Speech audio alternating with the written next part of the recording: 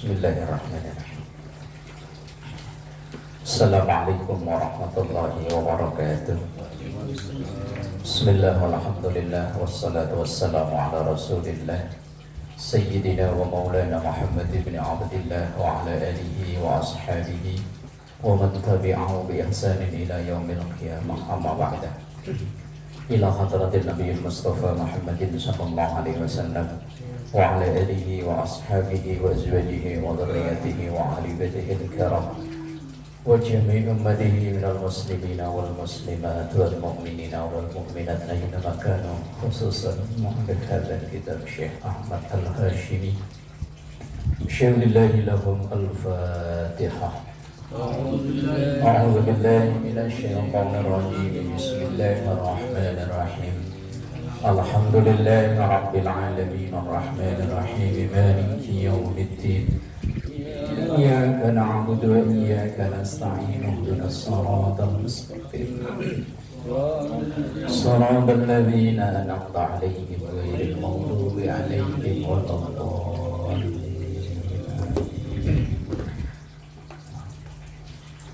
Bismillahirrahmanirrahim. 963 ya. Lamma khalaqallahu ta'ala jannata adnin. Bismillahirrahmanirrahim. Lamma khalaqallahu ta'ala jannata adnin. Semasa Allah menciptakan surga Aden.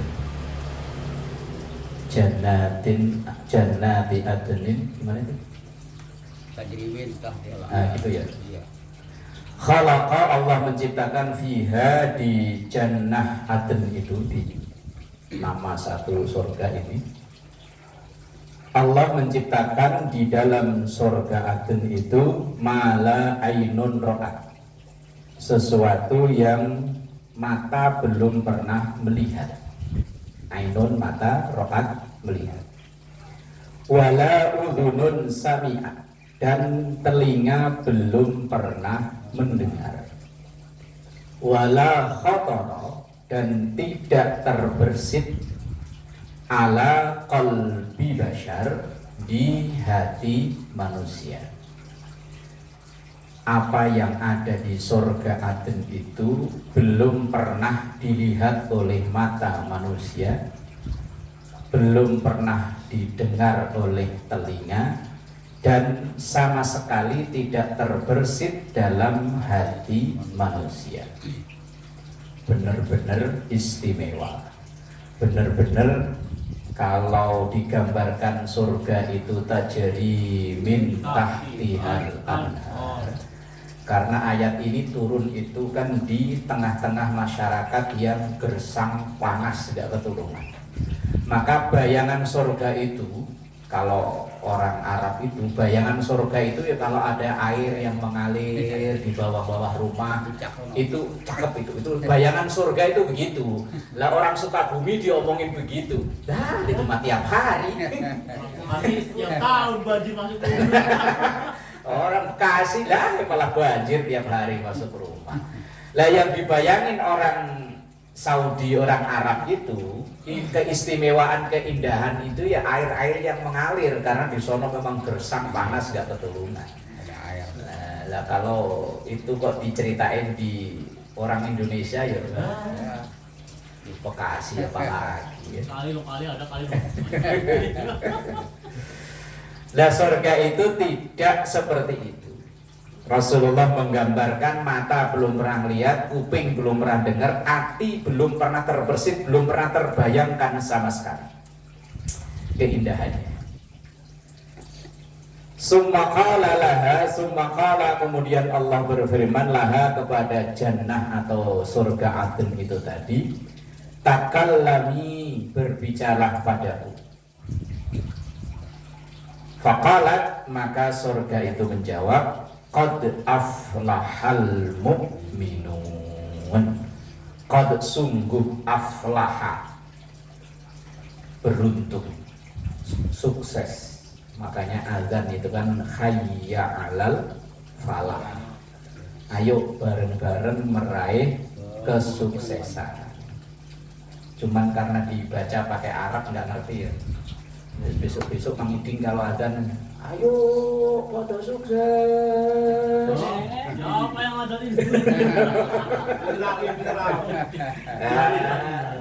Kalau ada yang rekam taruh di YouTube langsung terkenal loh Mang Iding. Langsung tadi diundang sama Andri Taulani.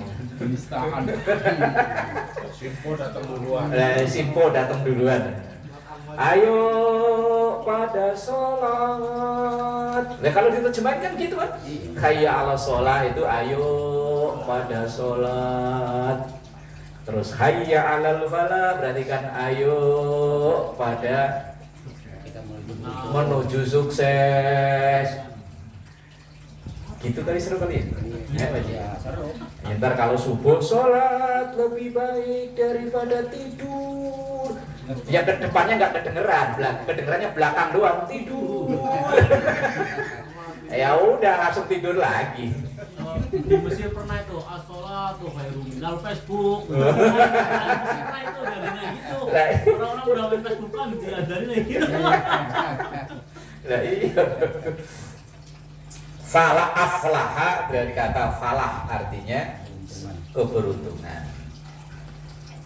Ada pada musola masjid yang namanya pakai al-falah kan banyak banget ya, Nurul Falah, al-falah, alhamdulillah. Ini namanya Abu Ahyar. Iya. Abu Ahyar artinya bapaknya. Ah, iya. Nah, gimana ya? Iya. Qad aflaha sungguh beruntunglah al-mu'minuna orang-orang yang beriman. Nah, orang beriman itu yang kayak apa? Kayak saya. Ya. Yakin nih bener nih. Di Quran kan ada ya? Surah Al-Mu'minun itu. Iya ada. Qad aflahal mu'minun. Oh, itu baca. Itu awal juz 17 ayatnya ya. Oh si Om dia. Ayo orang-orang beriman. Alladzina hum fi sholatihim khashi'un. Orang iman itu satu, orang yang sholatnya khusyuk. Khusyuk kan sholat kan? Agak. Belas. Urusannya udah kacau ya. Wong jangankan sholat rame-rame di masjid, sholat sendirian lo di rumah, sepi tetep aja pikiran itu mah Kacau lah. bayang kemana-mana. Apalagi proyek belum kelar, hitung-hitungannya belum jelas, wah itu ya. Allahu Akbar. Kira-kira ini tekor nggak ya? Sami Allahu liman hamidah. Yang penting orangnya seneng lah, nggak suruh renov. Halo, kadang awal lu sholat yuk beneran yuk, udah bisa konsen. Tahu ada aja gangguan. Apalagi kalau sholat sambil nungguin paket gitu ya. COD lagi. COD lagi.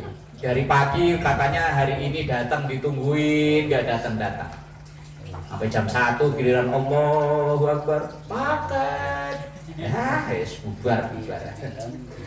Lah orang mukminun itu yang pertama identitasnya adalah alladzina hum fi sholahihim khashi'un. Orang yang sholatnya khusyuk.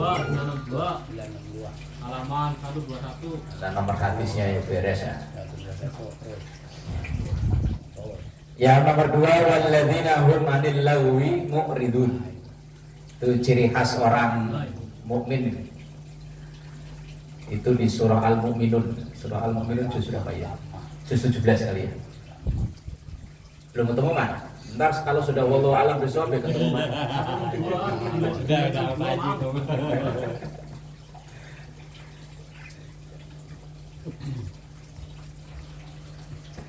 Wanil lagwi mu'ridun. Orang mukmin itu terhadap sesuatu yang enggak berguna dia enggak mau. Lah kita kan tiap hari menjalankan yang hari yang enggak berguna ya. Enggak berguna semua. Lah.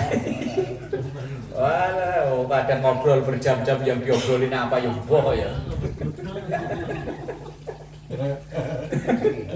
Lah iya kan, ngobrol lo berjam-jam, intinya obrolan apa, nanti manfaatnya apa, ya boh nggak tahu. Malah ujung-ujungnya paling yang kerasani tonggo ya, yang gibah ya. Walaupun yang kenal gibah orang pakai kudung, orang pakai peci juga sama.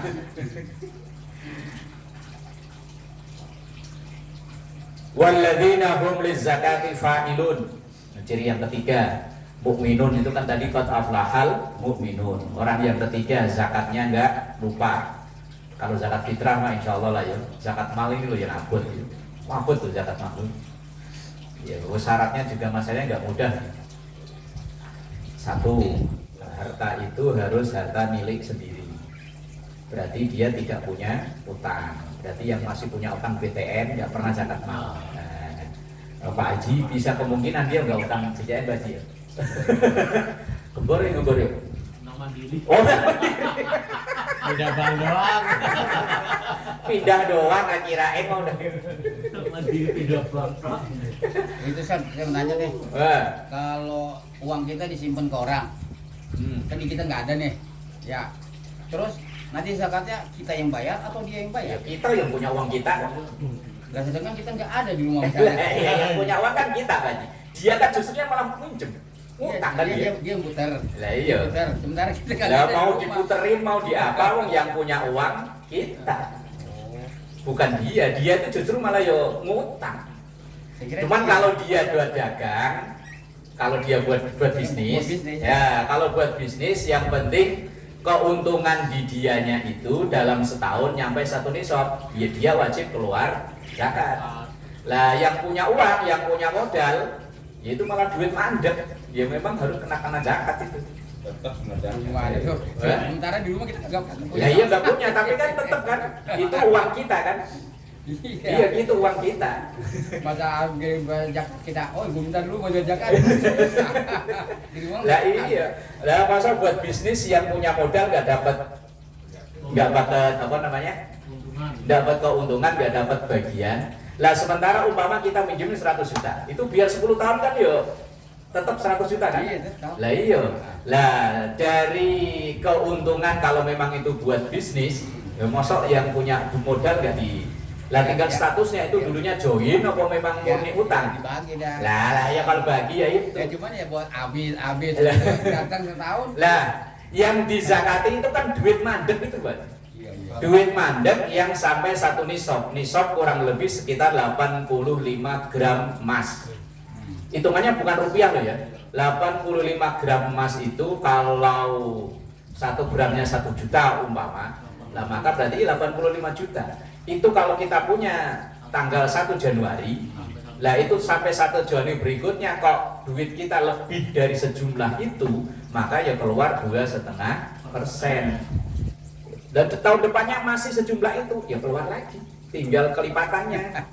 Nah, Terus, ya ini mandeknya saya mandek kayak gitu. nah, iya, cuman kan kalau statusnya itu duit buat bagi hasil, ya kan? Iya, iya. Buat bagi hasil, berarti duit kita biar 10 tahun kita nggak ngapa-ngapain, duit kita kan tetap segitu kan? Ya, gitu Nah, aja. iya.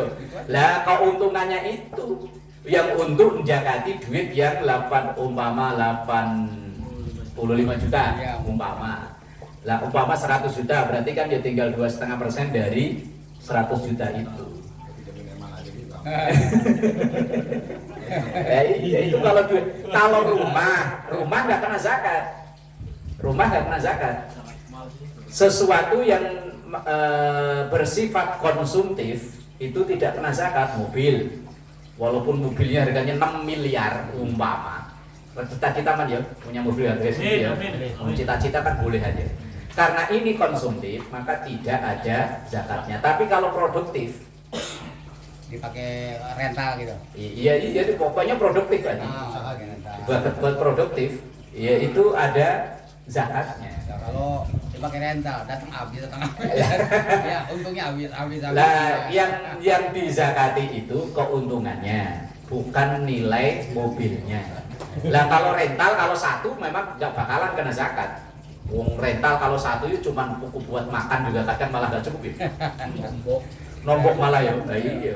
Lah yang kalau itu duit mandek diinvestasikan itu yang kena zakat.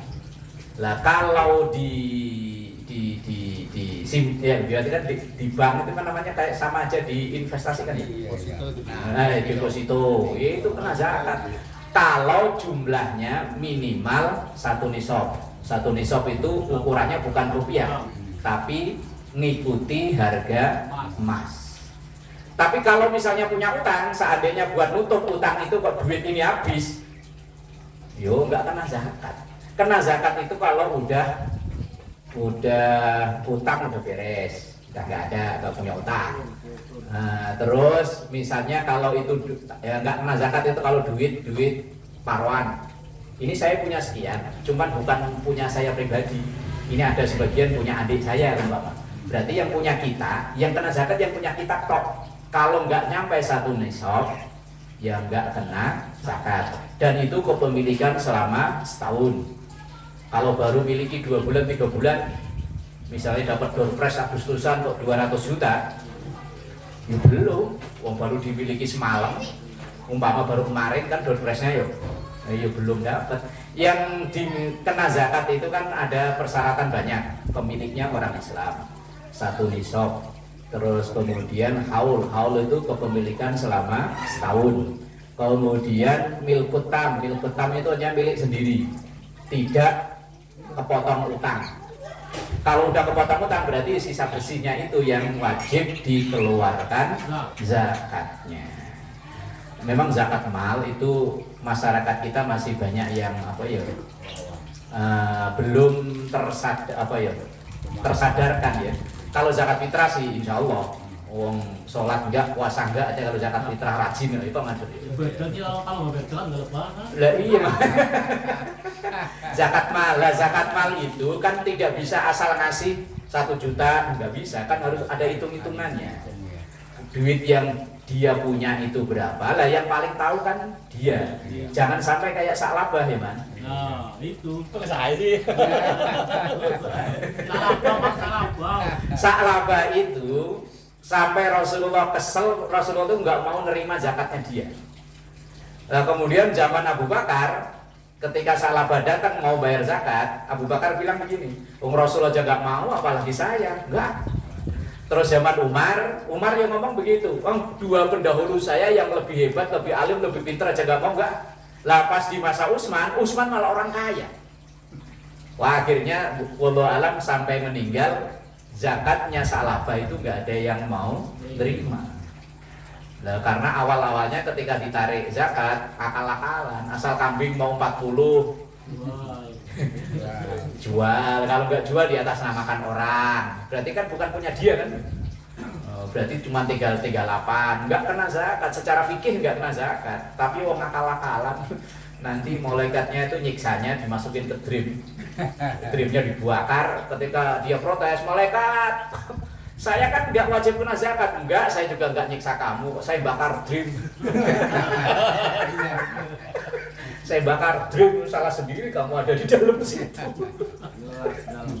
Akal-akalan.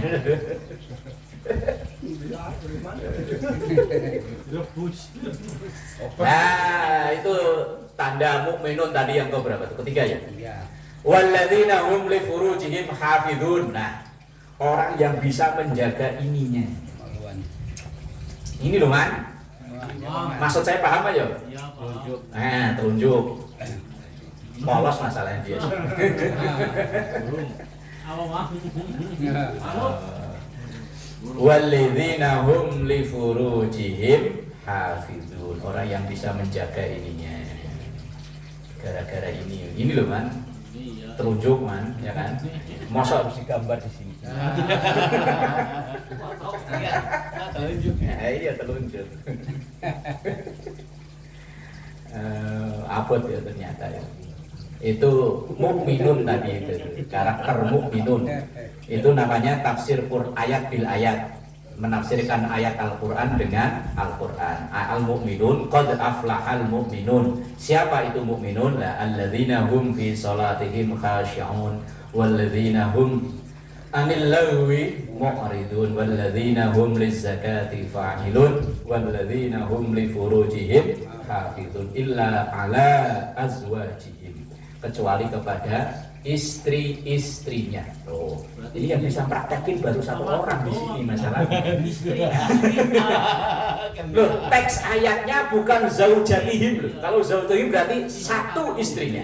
Teks Qur'annya azwajihim, jamak. Jamak itu berarti lebih dari dua. Karena dalam bahasa Arab itu mufrad, tasniyah, jamak. Kalau Inggris kan cuma tunggal sama jamak. Nah, kalau dalam Arab itu mufrad itu satu, tasniyah dua, terus jamak itu 3 ke atas. Ini yang baru praktekin ayat ini, baru Pak Mansur yang ada peluang mukminun Pak. Ini Pak Mukminun Pak Mansur. Yang lain wah, Takut. Apalagi samping saya. samping kanan atau kiri? Berani saya. Samping kanan atau kiri? Yang merasa.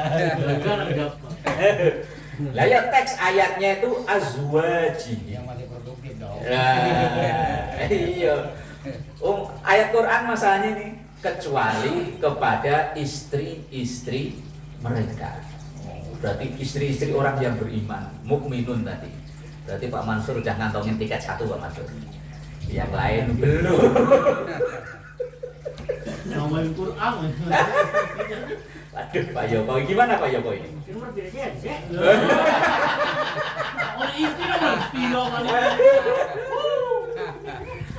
Loh, kalau azwatnya masih belum bisa apa itu melawan suaminya, auma malakat aimanuhum, cuman sekarang kan udah gak ada. Budak istri, budak perempuan. Budak perempuan itu boleh digauli sama tuannya yang laki-laki. Budak ya, cuman sekarang kan udah nggak ada perbudakan. Kalau istri 3 masih lebih dari 3 masih kurang, budak boleh dihajar Pak Haji. Iya. Oh iya.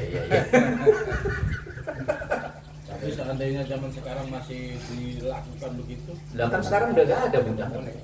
Kan status budak sekarang kan udah nggak ada. Pak Mansur menyuruh budak.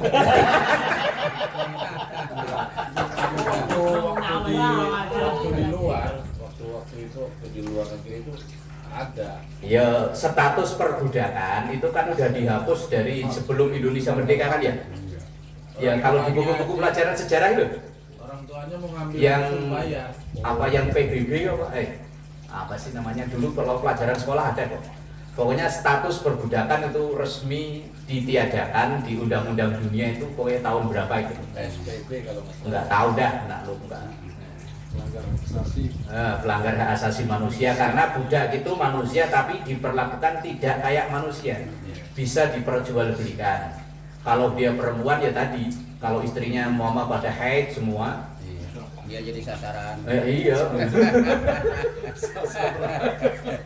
Boleh. Tapi bukan pembantu karena pembantu itu bukan budak.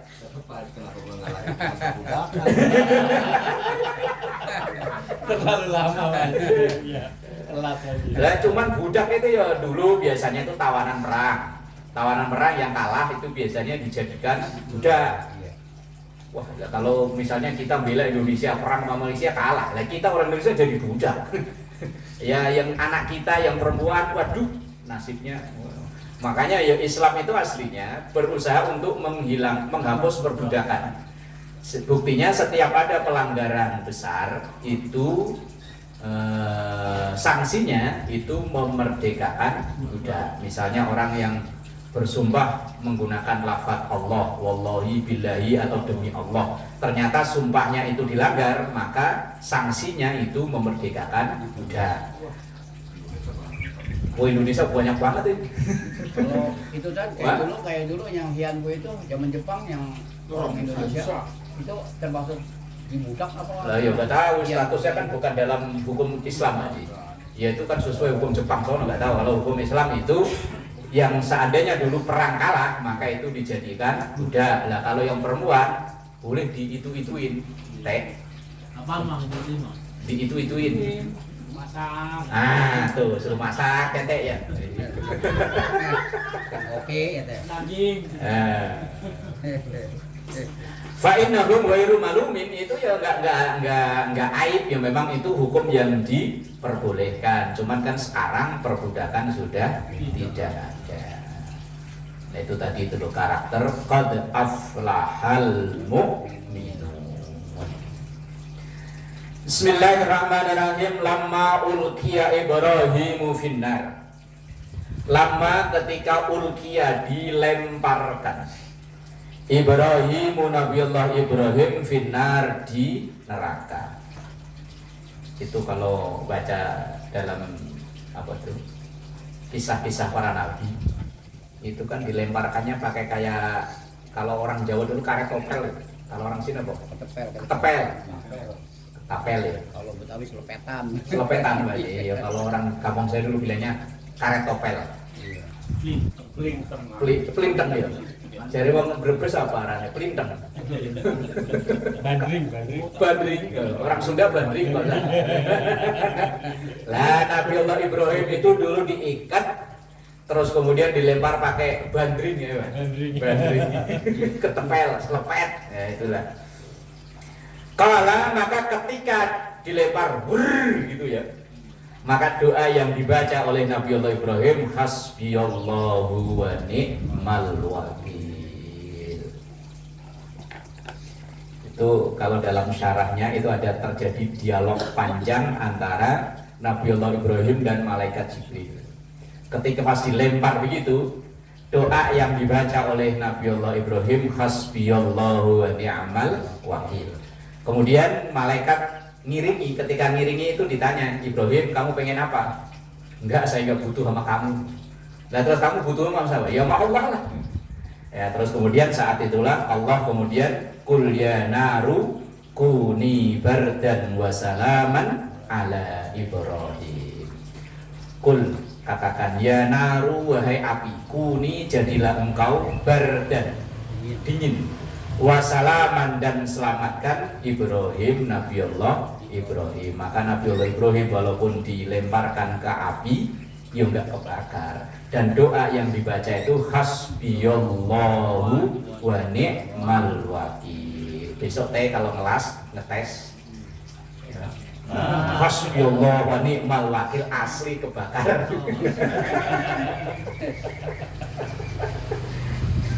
Nah, kalau yang baca Nabiullah Ibrahim hasbiyallahu wa ni'mal wakil, walaupun api itu berkobar besar, ya aman-aman. Kedinginan. Iya, malah kedinginan. Lagi bakal membahas Hasbiyallah.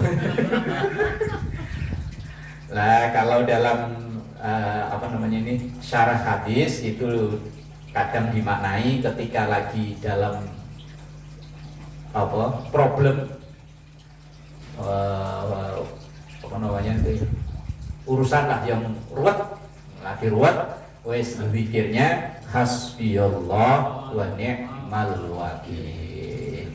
Dulu waktu tukang kesetrum ditanya apa deh? Astagfirullahaladzim. Panjang nyampe kapur itu nggak tidur astagfirullah. Ya istighfar kan ya memang ya wa qul tastaghfiru rabbakum innahu kana ghaffar. Nah, kalau dalam hadis ini orang lagi kepepet wiridannya hasbiyallahu wa ni'mal wakil. Kalau dalam kasus ini ya saat itulah langsung Allah memerintahkan api untuk menjadi dingin. Kemudian ya dingin.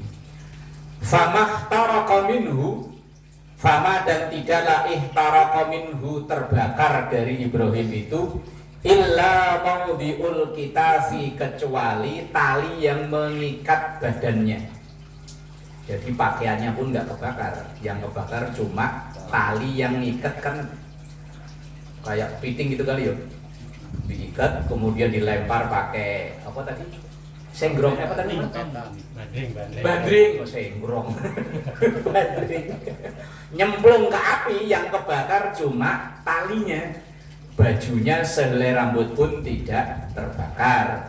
Tapi kan yang memerintahkan dingin api kan Allah. Kalau kita yang nyuruh, hei api kuni bardan wa salaman ala Ibrahim hasbiyallahu wa ni'mal wakil, itu tergosong.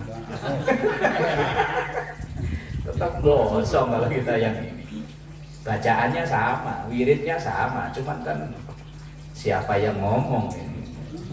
Siapa sholat aja enggak iyas, sholat enggak iyas, apa-apa enggak iyas, minta manjur doanya.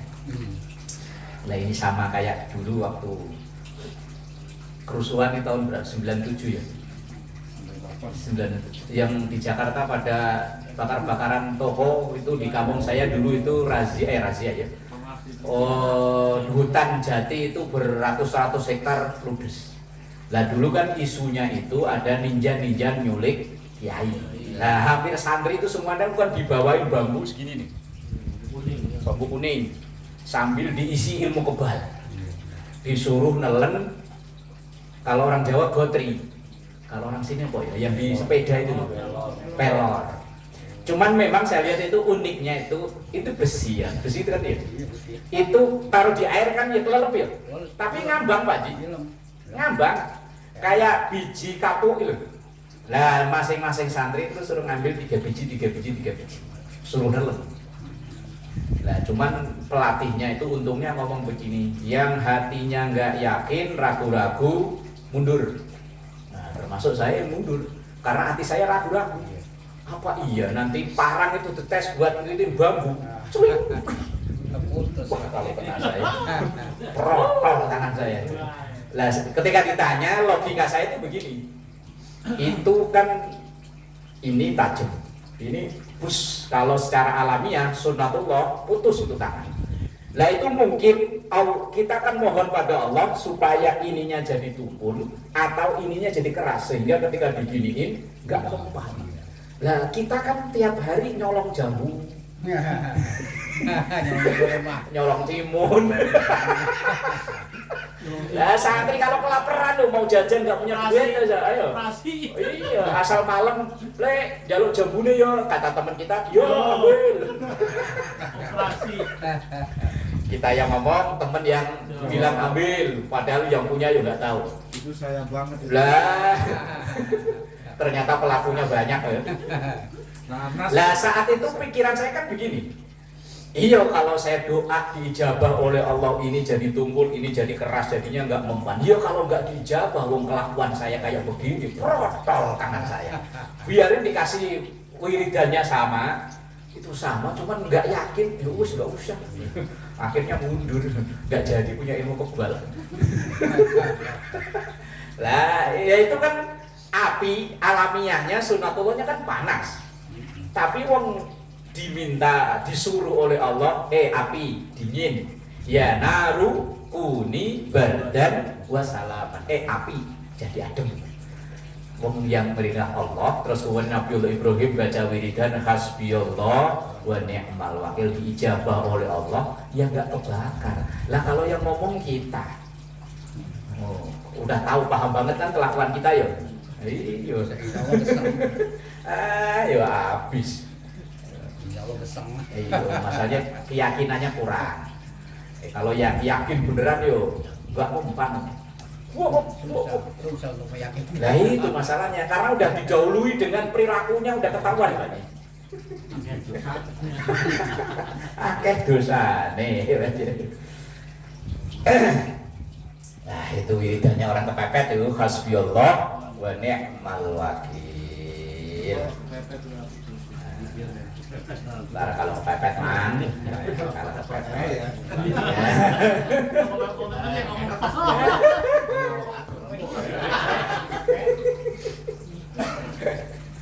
Doanya wiridannya orang kepepet. Besok-besok ada yang wiridan hasbiyallah wa ni'mal wakil, wah lagi kepepet. Bismillahirrahmanirrahim. La yubtala 'abdun bi syai'in asyadda minasyirki.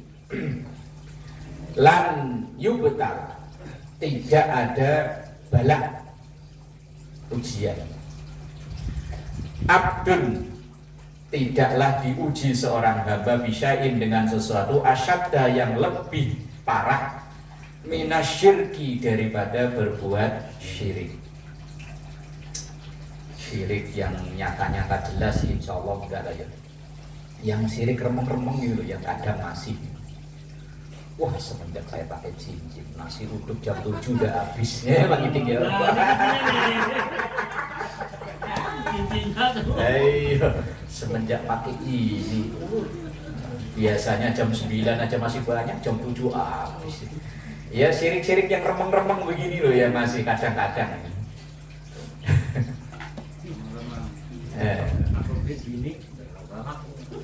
Wah, ini Pernah ngomong Pak. Gak ngaruh ya. Ini mah gak ngaruh. Ya ciptaan harus balik. wala yubtala ba'da syirki asyadda min zihabi. Di situ di harokati zahabi apa zihabi? Zahabi. Zahabi. Zahabi basarihi, dan tidak ada ujian yang lebih berat setelah syirik kecuali hilangnya penglihatan alias buta. Kalau lagunya Roma Irama gimana Pak Idris? Tongkat yang di tangan jadi teman abadi. Gimana Pak Idris?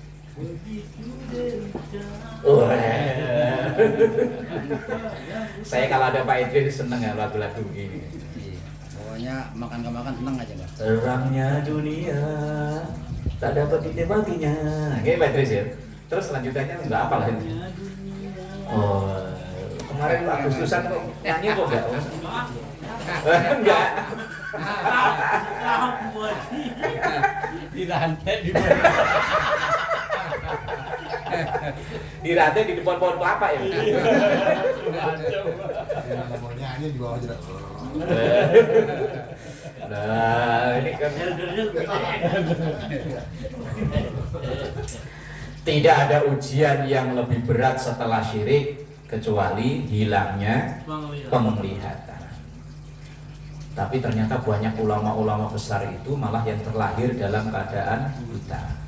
Konon dalam riwayat yang nulis Ratibul Haddad yang biasa dibaca di kita ini, Ratibul Haddad, Al-Habib Abdullah Alwi Al-Haddad, itu konon terlahir buta. Tapi kitab karangannya sangat berkabut. Iramnya gimana ya? Saya pernah dulu ngaji namanya kitab Risalatul Mu'awanah. Itu lumayan tebel. Itu yang ngarang beliau. Terus banyak karangan kitab beliau padahal terlahir buta. Berarti punya ini ya, asisten pribadi. Beliau ngomong ada yang nulis. Iya, kita nulis. Wih, luar biasa ya. Kita yang melek suruh kirim surat undangan aja repot. Tinggal baca aja kerepotan ya. Ini kan kita tinggal baca kan ya ini. Ini nulis ngarang Risalatul Mu'awanah itu banyak kok karangan kitab beliau itu ya, cuman yang paling terkenal yaitu Ratibul Haddad yang biasa dibaca. Al-Wajirin masih baca ya? Pak Haji mah apa Pak Haji ya? Apa ya? Al-Atos, bukan Al-Haddad bukan. Kalau Pak Haji apalnya kok Al-Haddad. Nah itu penulisnya buta ya. Terlahir dalam keadaan buta. Terus di Bogor itu adik saya dulu kan ngapalin Quran di namanya Kiai Ali Ahmadi di Cililitan. Lah Kiai Ali Ahmadi itu punya guru hafalan Quran itu ya buta. Tapi ya jadi santrinya seabrek-abrek untuk ngapalin Quran. Lah beliau itu sehari-hari rumahnya itu nggak mau dipasangi sanyo ini. Jadi masih nimba. Jadi kegiatan beliau tiap hari itu ya pagi habis ngimami subuh, habis ngajar ngaji, ngisi kamar mandi nggak mau dibantuin sama santri. Iya dari sumur ke rumahnya ya apal. Karena udah bertahun-tahun kali ya. Hebatnya yo apal Quran. Kita ngapalin Al-Kafirun aja bulat. Wala ana wala antum wala ana wala antum. Padahal kita melek melihat tulisannya. Antum sama ente. Yo, inna atau ini aja bisa jadi bulat loh. Padahal cuma 3 ayat ya. Inna a'toina kal kausar fasalli li rabbika wanhar inna a'toina. Kulo. Ya Allah, mata melek padahal ya. Ya bosan kan. Kayak dosa malah melek malah bayar dosa. Kebanyakan dosa itu kayaknya. Terus siapa dulu yang bocah buta ngapalin Quran yang acara Hafid Indonesia ya? Kan ada dulu ya. Ketika ditanya kalau memang Allah mengabulkan doamu, kamu minta doa bisa melek nggak? Jawaban enggak. Saya nggak pengen melek. Apa dulu jawabannya dia ya? Pokoknya ada kok di potongan di YouTube itu. Luar biasa ya. Lupa saya namanya. Dulu ada lah pokoknya. Ada yang kayak anak-anak cilik. Ya iya yang acara Hafid Indonesia loh di RCTI. Wala yubtala bidhahabi basarihi, dan tidaklah diuji dengan hilangnya penglihatan. Fayasbira illa ghafarallahu lahu, dan ia sabar, maka Allah akan mengampuni dosa-dosanya kalau dia sabar. Ampun aja, baru bangun tidur leher ini aja batal diomelin. Wah, gara-gara salah buatan nih. Untung batalnya itu nggak protes. Kalau batal protes gimana? Nggak tahu terima kasih. Semalam udah dibantuin ngangkat pala, masih nyalah-nyalahin.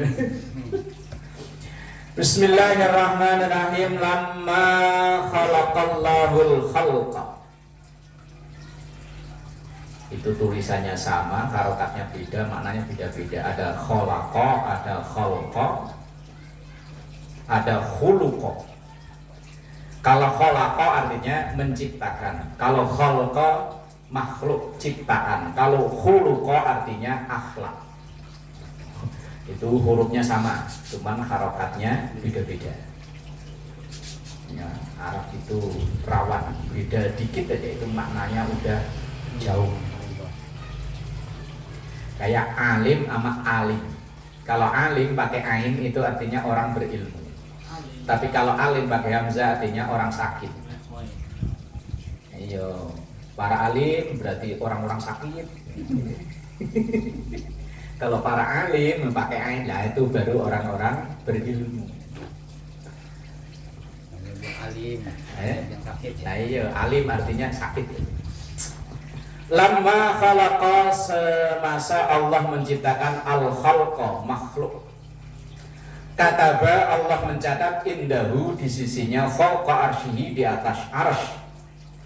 Inna rahmati sabaqat ghadabi. Inna rahmati, sesungguhnya rahmatku, sayangku, sabaqat mendahului ghadabi, kemuliaanku. Artinya Allah tidak akan mengazab seseorang kecuali Allah sudah menurunkan rahmatnya. Rahmatnya Allah itu apa? Ya para rasul itu, wa ma arsalnaka illa rahmatan lil alamin. Maka orang-orang yang tidak nyampai ke dirinya dakwah Islam, maka orang itu enggak kena azab. Umpama kayak orang suku Papua, Baduy. Terus kalau di Jambi itu suku anak dalam apa namanya ya. Kalau memang dakwah tidak nyampe ke dia sampai mati, maka orang itu enggak kena azab. Nyebutnya kaum fatroh. Fatroh itu kaum kosong. Kalau dia menolak, Sat? Lah menolak lain lagi, berarti kan udah nyampe kan? Iya, dia mau datang nih, tapi ditolak. Iya, berarti udah nyampe. Udah nyampe berarti ya? Nyampe. Kalau dia berarti. Iya. Yang enggak nyampe itu memang enggak ada sama sekali, enggak ada info sama sekali. Nah itu namanya yang kaum fatroh. Kaum fatroh itu kaum kosong, kayak orang gila mati dalam keadaan gila kosong. Gila banget. Itu dijamin, Mas. Wah kosong pokoknya nggak ada mau. Lah kepikirannya. Sekarang nggak mau. Orang yang walaupun dia itu awalnya waras, lah kok tiba-tiba gemblung, ditanya ngalor jawabnya ngidul, ditanya ngidul malah jawabnya ngalor sampai mati, maka terhitung dari itu dia udah nggak ada dosa sama sekali. Enak man? Jadi seandainya nggak sholat, nggak zakat, nggak puasa, nggak rapopo, nimbukin orang, gue rapopo. Mau edan gue bebas. Lah, wong edan bebas, nggak ada catatan amal, itu namanya kaum fatroh. Atau ya tadi orang yang akalnya waras, cuman dakwah Islam sama sekali nggak nyampe ke dia, itu namanya fatroh. Kayak misalnya di Indonesia ini dulu sebelum datangnya Islam, kayak zaman Majapahit atau zaman apa lah, itu namanya kaum fatroh. Fatroh itu artinya kosong. Atau sekarang dakwah udah nyampe, tapi ya tadi akalnya nggak genep. Makanya orang yang dari kecil akalnya cuma 6 on, iya, itu sampai tua nanti gak ada dosa ya. Enak ya? Enak Mas? Wah ya, tetap enak ya beginilah. Enak ya waras. Yang gini doang. Nah, Allah itu nggak akan mengazab hambanya selama sebelum rahmatnya Allah itu turun ke hamba tersebut. Lah rahmat Allah itu berupa nabi dan rasul. Maka disampaikan wa ma arsalnaka illa rahmatan lil alamin. Dan saya tidak mengutus engkau Muhammad kecuali sebagai rahmat, pembawa misi dakwah rahmat itu. Lah orang-orang yang tidak nyampai ke dirinya dakwah, maka dia disebut kaum fatroh. Lah lalu bagaimana orang tuanya Rasulullah? Iya, Abdullah, Aminah. Itu kalau kata-kata orang Wahabi neraka. Kalau Abu Thalib udah ada dakwah. Kalau Abdul Muthalib, nah itu belum. Kalau Abdul Muthalib itu meninggal kan Rasulullah masih anak-anak. Lah kalau Abu Thalib itu Rasulullah meninggal udah usia 52 tahun. Pas Rasulullah setahun sebelum hijrah. Abu Thalib itu meninggalnya Rasulullah udah berdakwah 12 tahun. Tapi Abu Thalib memang belum iman. Lah itu enggak masuk fatrah. Lah yang masuk fatrah itu yang Rasulullah sebelum jadi Rasul. Mungkin baru umur 39 tahun. Walaupun keluarganya, lah apalagi Abdullah kan meninggal wafat saat Rasulullah masih 2 bulan dalam kandungan. Kalau lagunya mak-mak yang pada Marawisan itu 2 bulan di kandungan wafat ayahandanya. Ini RT yakin nggak bisa kali.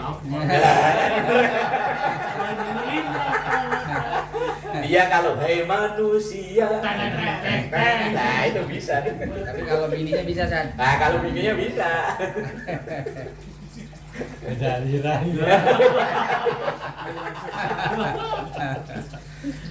Beda aliran. Lamma khalaqallahul khalqa kataba indahu fawqa arsyihi inna rahmati sabaqat ghadabi, bahwa rahmatku itu lebih dahulu datang sebelum ghadab. Lah kalau rahmat Allah udah diturunkan kok orang itu menolak, lah baru itu tadi yang nolak itu Pak Haji. Lah rahmat Allah terbesar itu ya Rasulullah Shallallahu Alaihi Wasallam. Lah kita yang merayakan Maulid itu kan dalam rangka bergembira atas diutusnya Rasulullah Shallallahu Alaihi Wasallam. Lah orang seberang sono nggak mau, yo karpe terserah, yo terserah. Cuman memang kadang mereka yang mengkritik kita ngadain maulid sampai tengah malam subuh malah gak sholat. Nah itu yang kritik itu. Wah acara malam luar biasa yang bikin buah. Wah itu yang perlu dikritik emang yang begitu tuh. Panitia dari habis maghrib sibuknya nggak karuan, ada Nisa yang sholat dia malah lagi hias panggung. Harus tes. Begitu selesai acara jam 1 beres-beres, capek tidur, subuh lewat. Wah ini yang repot, bahaya. Itu namanya nguber belalang. Nguber belalang, burung yang mahal apa? Murai batunya lepas. Lah ya maghrib isya itu kan sholat fardu. Lah dia nguber ngadain acara maulid itu ibarat nguber belalang, burung murai yang harganya jutaan hilang. Itu bahaya ya. Makanya kadang tapi ya bagaimana lagi ya. Kalau di kalangan orang awam dia mau sholawatannya udah bagus ya.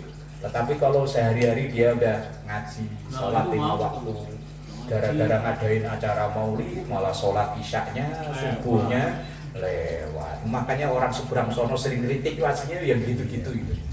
Iya, selawatannya kemplang kemlum biar sholat bang. Sih bahaya, ini bahaya. Oh iya, bentar lagi maulid ya? Udah masuk. Udah. Lebih awal tanggal 2. Iya. Wallahu a'lam bishawab.